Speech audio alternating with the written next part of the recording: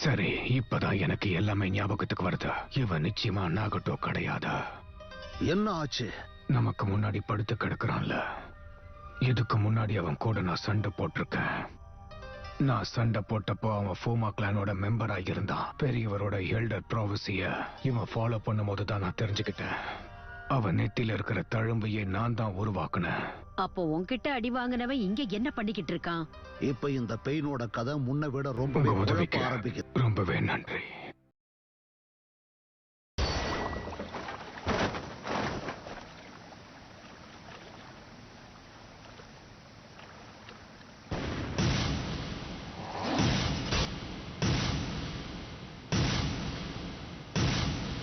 இதை நான் இப்பதான் எதிர்பார்த்தேன்.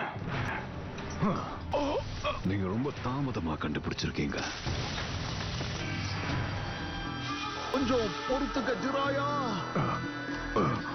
இது நல்லது இல்ல. என் தொண்டையில் அடிபட்டதுனால பேச முடியல. கண்டிப்பா நான் மொத்தமா மயங்கி விழுந்துடுவேன். நான் சாக போறேனா என்ன?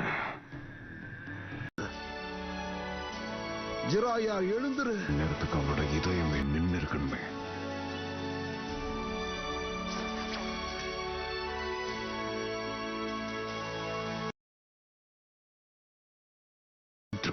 அவரு ரொம்ப அடம் பிடிக்கிறாரு. அவர் கதையை முடிச்சிடலாம்.